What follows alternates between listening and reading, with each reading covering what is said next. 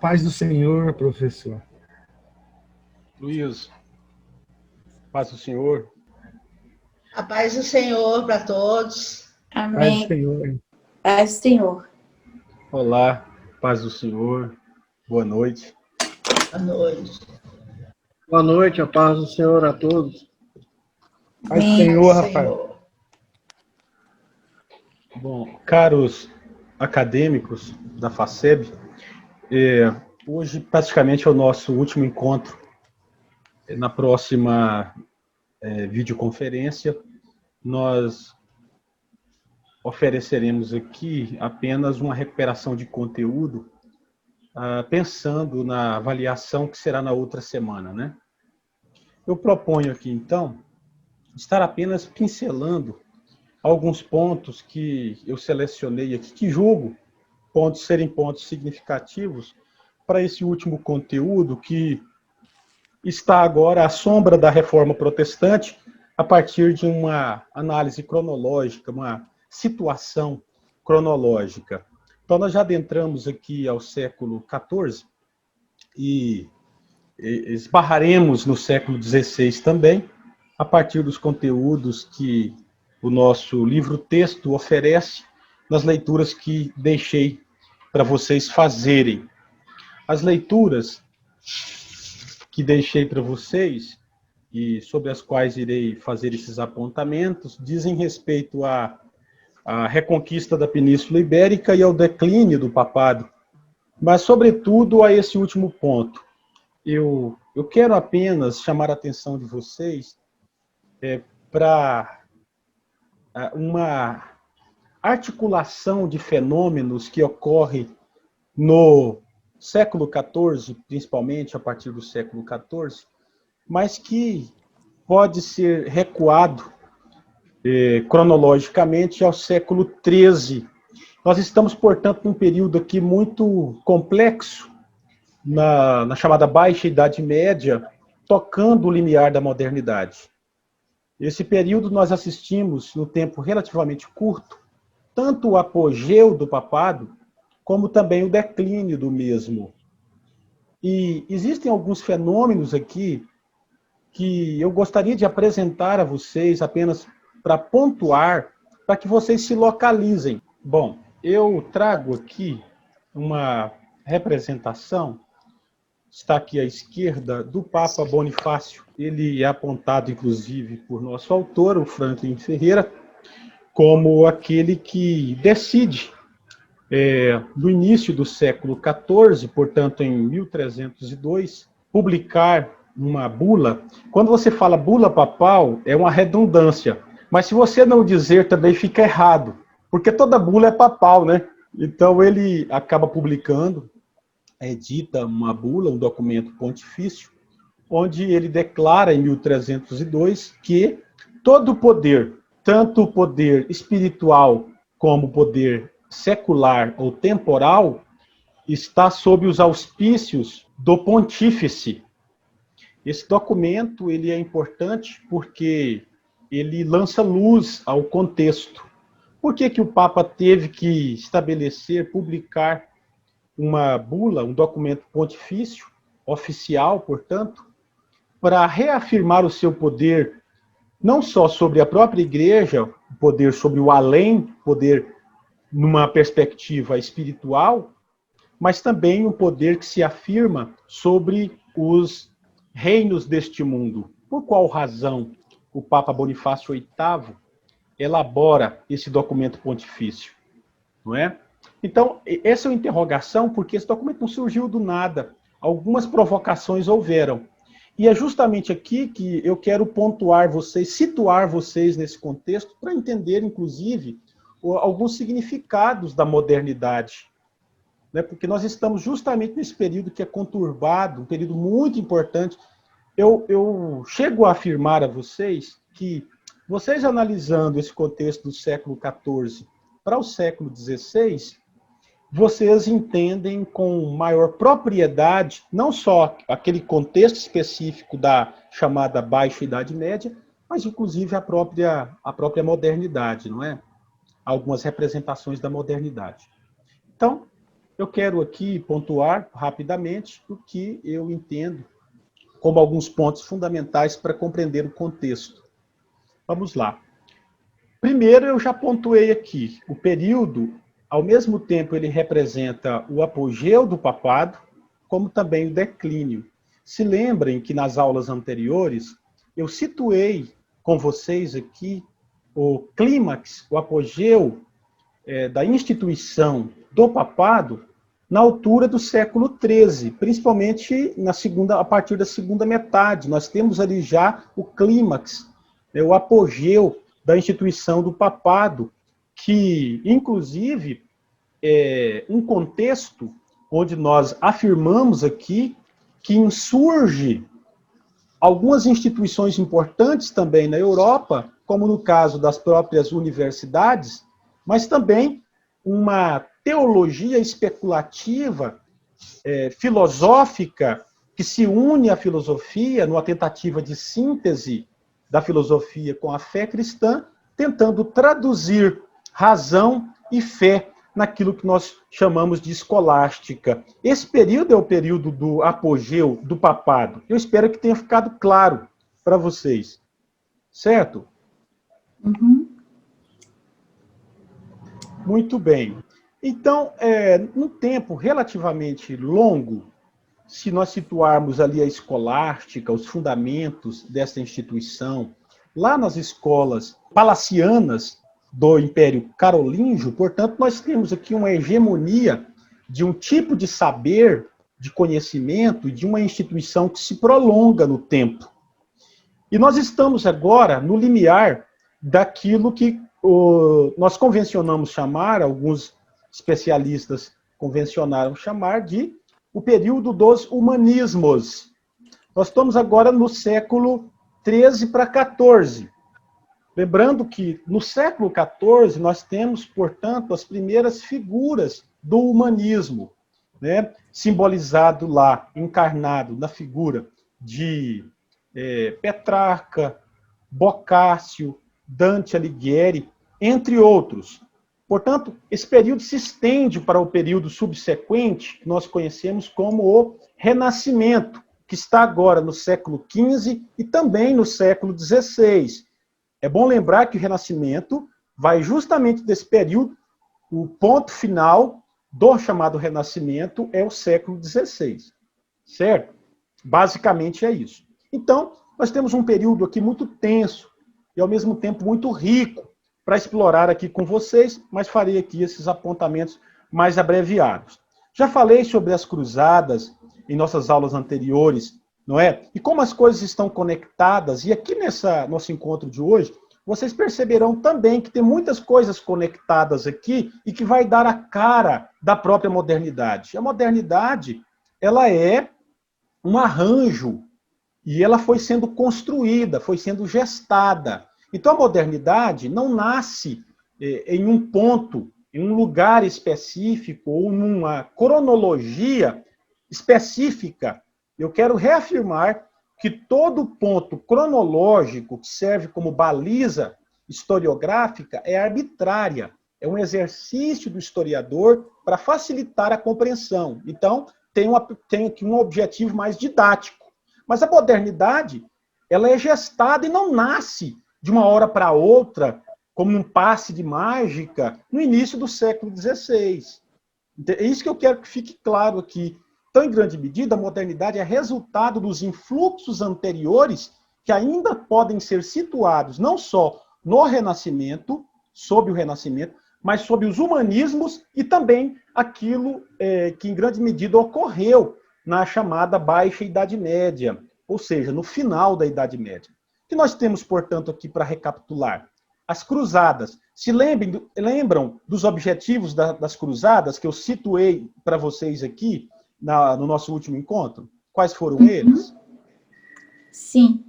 As cruzadas, elas objetivaram, portanto, pelo menos, garantir os lugares de peregrinação, o acesso aos locais sagrados para a fé cristã, logrou êxito, sobretudo, garantindo novas rotas comerciais com o Oriente. e, ao mesmo tempo, serviu como elemento, instrumento de luta contra o Islã. Então, esses são os principais objetivos das cruzadas. É bom lembrar, portanto, que as cruzadas desenvolveram um papel crucial para a abertura daquilo que nós chamaremos posteriormente de modernidade. Por quê? Você fomenta as relações comerciais. Você agora tem outros lugares onde você explora o comércio, portanto, a demanda é um tanto quanto maior. Além disso, nós deixamos claro também que houve uma espécie de conexão ou intercâmbio de saberes na aproximação do Oriente com o Ocidente, principalmente com o Islã. Então, houve troca de saberes. E, em grande medida, foi isso que subsidiou também as universidades e, ato contínuo, as grandes navegações por conta dos instrumentos científicos que os povos ocidentais acabou absorvendo dos povos árabes, né? Inclusive instrumentos de navegação que subsidiou depois, posteriormente, as viagens ultramarinas. Então, você percebe que tem muita coisa conectada. Mas sabe o que chama mais atenção? E que parece algo assim contraditório? Veja bem, a relação entre a fé e a violência. Fé e violência. A linguagem religiosa e a linguagem belicista que imperou durante um grande período de tempo na Idade Média, mas que também penetra a modernidade. A modernidade é muito violenta. E a modernidade, ela não só é violenta, como também não é desprovida de referências religiosas, mesmo sob os humanismos ou sob o Renascimento. Eu já pontuei aqui que um dos grandes historiadores da Escola dos Análises, que é o Lucien Febvre, uma vez se debruçou sobre um grande personagem nesse período, que era um clérigo humanista francês, que é o Rabelais. O Rabelais ficou conhecido por suas grandes obras satíricas, cômicas, né, Gargantua e Pantagruel, que foram produzidas no século XVI, que esse autor, a biografia desse autor, explorada pelo Lucien Febvre, ele entende que, analisando biograficamente e fazendo também uma exploração filológica daquele contexto, ele chega à conclusão de que o ateísmo era impossível naquela conjuntura, mas não só naquela, mas também no próprio século XVIII, que é o século do Iluminismo. A palavra ateu, o termo ateu, o conceito de ateísmo, ele só surge, segundo Lucien Febvre, no século XIX, só para vocês terem uma ideia. Então era um mundo extremamente religioso. Isso significa que os humanistas, os renascentistas, os filósofos daquela temporalidade alimentavam uma espiritualidade de seu tempo, mas não eram ateus. Eu não sei se isso tem significado para vocês, tem importância para vocês. Para mim, tem. Claro. Tem, professor. Claro. Então, veja bem, caros acadêmicos, o que nós temos, portanto, aqui? Nós temos, a partir de duas categorias, principalmente, de análise historiográfica, quando você, por exemplo, analisa as rupturas ou as continuidades, você percebe que essas balizas são arbitrárias justamente porque tanto a linguagem religiosa como a linguagem belicista e violenta não era só própria da Idade Média, mas permanecem na modernidade.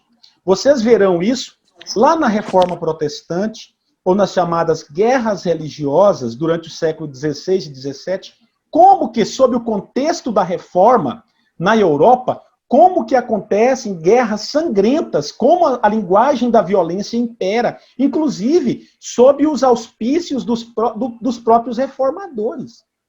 Isso quer dizer que o Jacques Le Goff, que eu cito com frequência aqui, tem muita razão em seu conceito de uma longa Idade Média, porque ele entende que a Idade Média ela se prolonga, inclusive sob os séculos das luzes. Então o século das luzes não é tão iluminista assim, mas carrega e reproduz as trevas de outros tempos. E quando você analisa os nossos próprios contextos contemporâneos, o mundo em que vivemos, parece que nós continuamos a reproduzir as mesmas linguagens, a da fé e a da violência. Certo.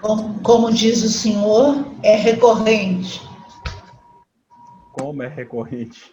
Portanto, aqui, o ponto seguinte que gostaria de deixar claro é que, justamente nesse período, enquanto Bonifácio VIII, através de um documento pontifício, reafirma a sua legitimidade, o seu poder sobre todas as esferas da vida, tanto o poder espiritual como temporal, isso aponta para um fenômeno, e um fenômeno que se desdobra nas décadas seguintes e no século seguinte, que é o surgimento ou a construção daquilo que a historiografia chamou de Estado-nação. O Estado-nação.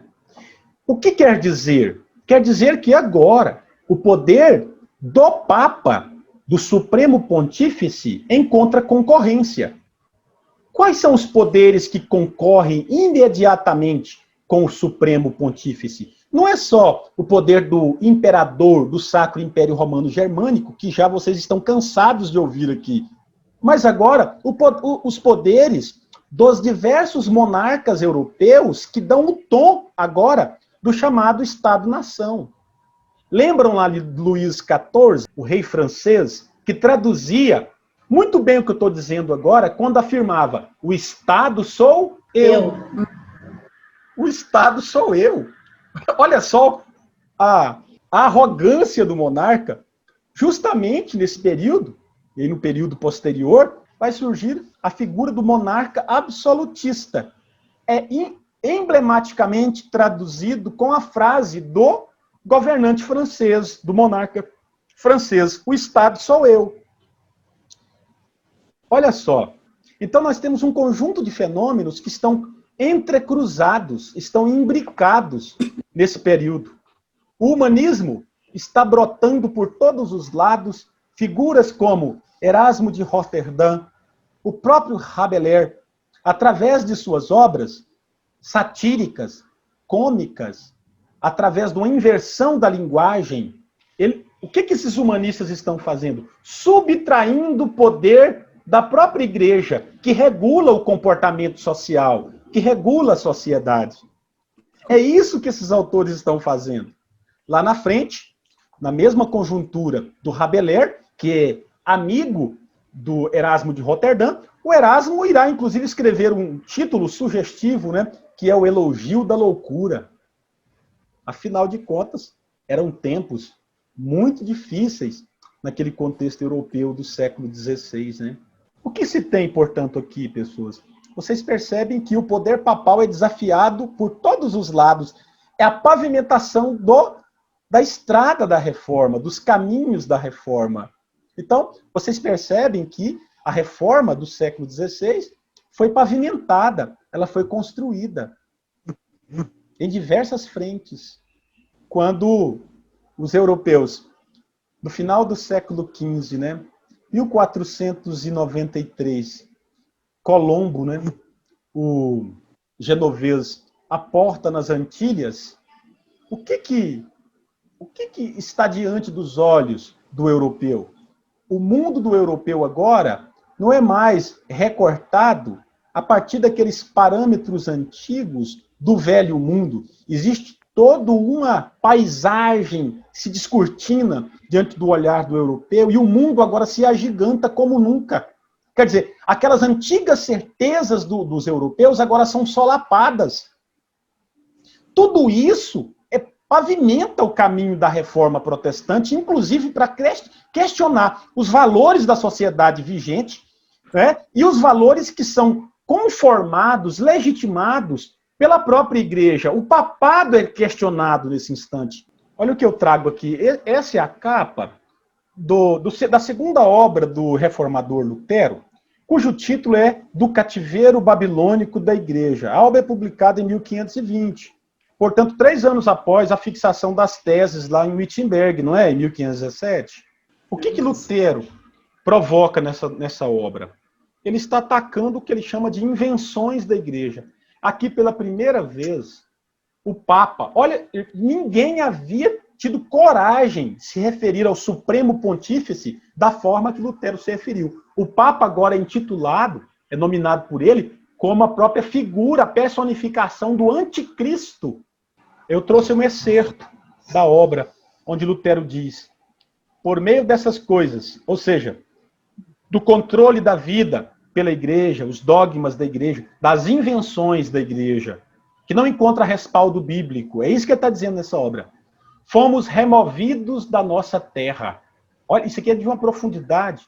Como que em um cativeiro na Babilônia, e tudo que nos era caro foi tirado de nós. É um trecho da crítica de Lutero neste livro chamado Do Cativeiro Babilônico da Igreja. Está vendo? Esse cativeiro babilônico que Lutero se refere não é aquele de quando Roma deixou de ser o centro da cristandade. A relação da obra é direta com esse fenômeno, porque ato seguinte... é com esse fenômeno. Sim, porque o papado está em declínio. A instituição do papado, a própria igreja está em declínio que já pode ser localizado após o apogeu do papado no século XIII, no início do século XIV. É nesse espaço entre 1309 e 1377 em que o papado é deslocado para Avignon, justamente quando o Estado-nação francês se sente à vontade para desafiar o Estado pontifício e a figura do Papa, não é isso? Vocês percebem as relações? Uhum. Sim. Então, olha só, o Estado-nação se insurge, o monarca insurge, o poder do Papa, o poder da igreja agora enfrenta uma séria concorrência. E nesse período o Papa ele é sequestrado, né? Ele é levado para Avignon e o papado ele se encontra cindido. Na verdade, ele está fora da Península Itálica, né? Fora de Roma, e até 377. Em 378, a data que está errada no meu slide, mas não é 1378, 88, é 78, agora nós temos o que nós chamamos de, o que alguns historiadores chamaram de cativeiro babilônico da igreja, especificamente, que só vai ter fim em 1417, porque aqui o papado é unificado. Houve tempos que, nesse período, nós tínhamos, nós não, a igreja ocidental, católica, naquela conjuntura, tinham no trono pontifício 3 papas, né? Um em Avignon, outro em Roma e outro em Pisa. Então, foi uma coisa assim assustadora naquele período. Todos os 3 com a mesma ideia de Bonifácio. Exatamente, é isso aí. E o conflito era esse. E qual foi a intervenção, a razão para a fragmentação e do cativeiro babilônico da igreja nesse período aqui, papado em Avignon? A ascensão de um outro poder que se equiparava ao poder do papado, do monarca, e posteriormente chamado monarca absolutista. É ele que vai cindir o papado e levar o papado para Avignon. Ele é uma tentativa de controle do papado, explicitamente, né? E isso de fato um jogo ocorre. De poder, não é? Exato.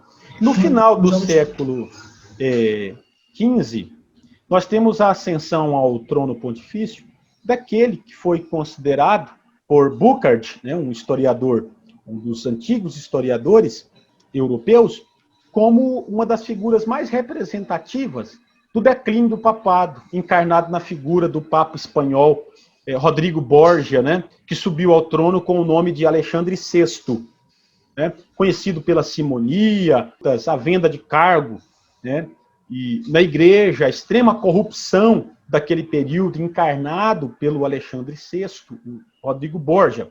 E é bom lembrar que o Rodrigo Borgia é o Papa, é o pontífice da Era do Descobrimento. É ele que primeiro tenta forjar o chamado Tratado de Tordesilhas. Se lembram quando vocês estudaram lá no ensino fundamental e médio? Não sei se vocês se lembram. Tratado de Tordesilhas. Não sei se vocês se lembram, mas Portugal e Castela não tinha Espanha. Você tinha as Espanhas, desde o Império Romano, né? Mas você tinha ali o quê? Um conjunto de reinos. Aragão, Castela, Leão, Granada, que foi tomada, inclusive, pelos os islâmicos, né? pelos mouros. Você tem a construção da Península Ibérica, a partir de algumas referências que são muito caras, que já pontuei com vocês aqui, o espírito belicoso. Eles não só lutam contra o Islã, mas estão lutando entre si. Então, as monarquias na Península Ibérica não são amigas, não é? É apenas a partir da unificação da coroa de Castela e Aragão, com Isabel de Castela e Fernando de Aragão, é que se dá o pontapé inicial para a construção do que a historiografia chamará de o governo ou o Estado espanhol. Mas você tem o que ali? A grande coroa de Castela, que luta, inclusive, com o Estado português pelos domínios do Novo Mundo. Quando o navegante genovês voltou para Castela, ele estava a serviço da coroa de Castela, e ele teve que, relatório, né, de tudo que ocorreu em sua viagem ultramarina, justamente a Isabel de Castela.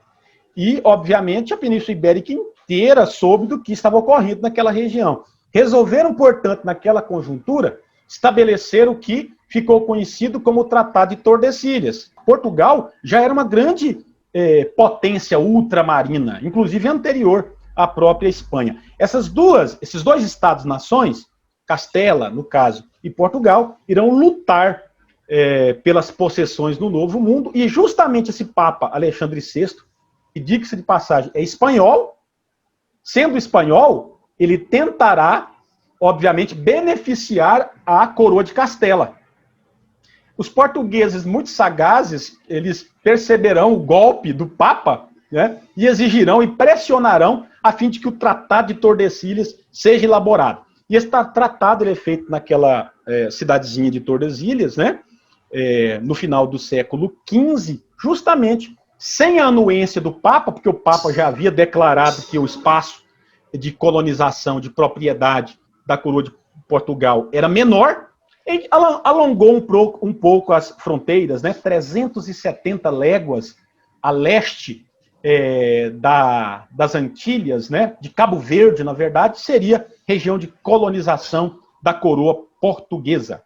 Portanto, nós estamos caminhando aqui para os últimos pontos que eu gostaria de elencar com vocês aqui. Nós temos um conjunto de situações que pavimentaram, portanto, o caminho para a reforma protestante. Elencamos aqui que o humanismo certamente contribuiu, né? Citamos Erasmo de Roterdã, com Elogio da Loucura, Rabelais, que ultrapassa todos os limites da censura, em sua obra Garganta e Pantagruel, que é uma obra em 5 volumes, né? Entre outras coisas, tudo isso pavimentou os caminhos para a reforma protestante.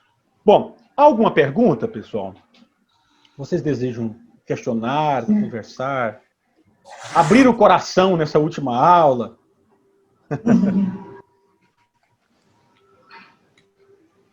Essa bula que eles falam, professor, o que é? Oi? Esse, em 1302, do Papado Bonifácio VIII, Sim, sim. promulga uma bula. Sim. A bula é o tratado de... A bula é um documento, exatamente, é um documento pontifício. É como se fosse uma regra. E o Papa não necessita da legitimidade de nenhuma outra autoridade, a não ser ele mesmo. Quando ele fala ex-cátedra do trono pontifício, ele é detentor de todo o poder. A bula é um documento que apresenta justamente todo esse poder encarnado.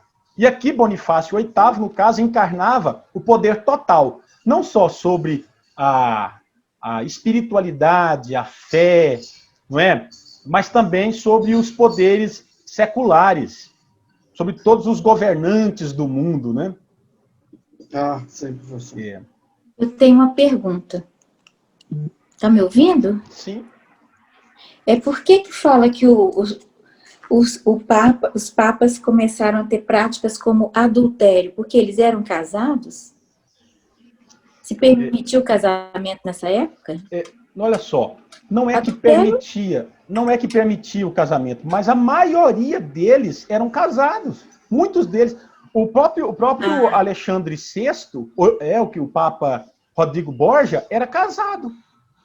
Então era casado... Casado, e quase que o filho dele assumiu o trono pontifício. Então isso era muito comum, Selene. Em São Paulo. Esse livro não aqui é uma quis ir porque- preciosidade. Quase que Ou nosso Roselito solado, era sacerdote, hein, Roselito? ou É. o outono da Idade Média. É isso. Esse livro aqui é um calhamaço, olha aqui. Não, É da dá, COSAC, Mas, acha, professor, edição acha de para luxo. comprar? Ele é esgotado porque a COSAC Naif, ela faliu.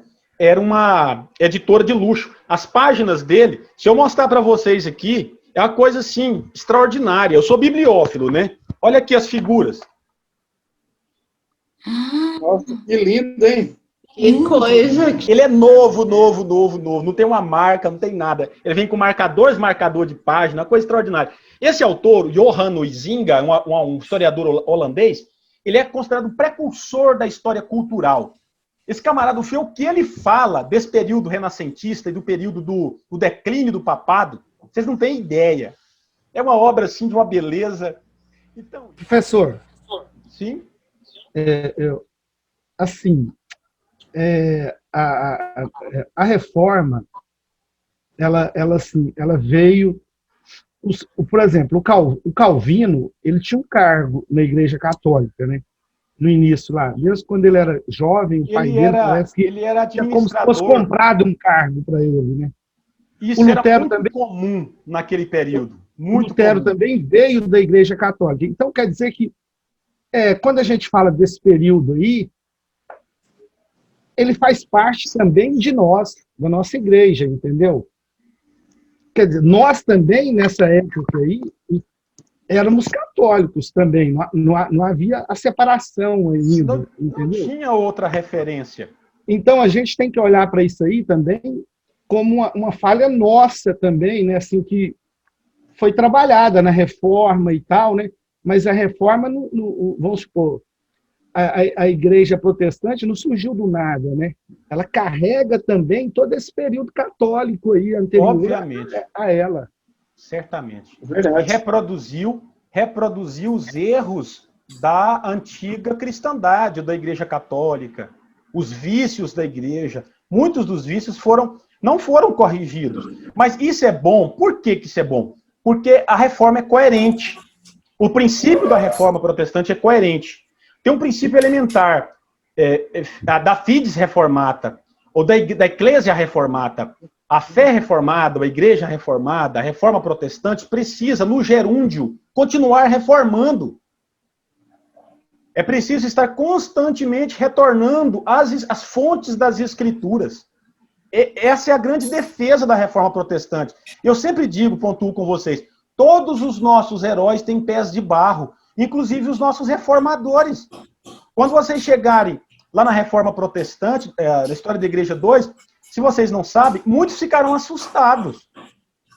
Porque os nossos ídolos, entre aspas, têm pés de barro. Pés de barro. E, em grande medida, nós continuamos reproduzindo alguns erros, né? E isso também é coerente com uma das doutrinas que são muito caras na tradição reformada e que o pentecostalismo também reitera, que é a doutrina da depravação total. Então, não existe nenhum aspecto da nossa realidade, nenhum milímetro do nosso ser que não foi tocado pelo pecado, não é? Certo. Verdade, professor. Tudo foi tocado pelo pecado. Esse é um grande problema da escolástica em Tomás de Aquino, que eu já pontuei com vocês aqui, que o Francis Schaeffer irá criticar. Porque, segundo ele, o intelecto do ser humano, né, não foi absolutamente deteriorado com o evento do pecado, mas só a vontade, segundo o Tomás de Aquino, né? Mas o que a reforma protestante diz? Olha só, quando aplica-se a assertiva, a doutrina da depravação total, está dizendo que não existe nada, que não foi tocado ou assombrado pelos efeitos da queda. Inclusive nossa vontade, o nosso intelecto, as nossas emoções, a nossa corporeidade, né? Cada dimensão da vida foi afetada pelo pecado. Então, e os nossos pais reformadores, eles apresentavam os efeitos do pecado, assim como eu e você. E o próprio Jesus falou, né, professor? Ninguém pode salvar a si mesmo, né? Depravação total, ninguém. Exato. Isso mesmo. Isso é um princípio reformado, da tradição reformada, e que os pentecostais abraçam sem nenhum problema. Pois então, tem mais alguma coisa? Ficou alguma coisa no ar? Eu sei que tem muita coisa, mas eu queria que vocês percebessem que está tudo conectado, não é? Nada, não surgiu assim no acaso, mas é resultado de uma construção, foi um processo, né, de longa duração, não é? E que não há uma ruptura, tanto da modernidade com a Idade Média, nem com o nosso próprio tempo, com a própria modernidade. Essas rupturas, elas são imaginárias, porque em grande medida se reproduz algumas práticas, né, algumas representações, inclusive da própria Idade Média, em nosso próprio contexto, como chegou à conclusão o próprio Jacques Le Goff, né? Pessoal, prazer, bom estar com vocês, forte abraço, até breve. Obrigada, professor. Obrigada. Um abraço a todos aí.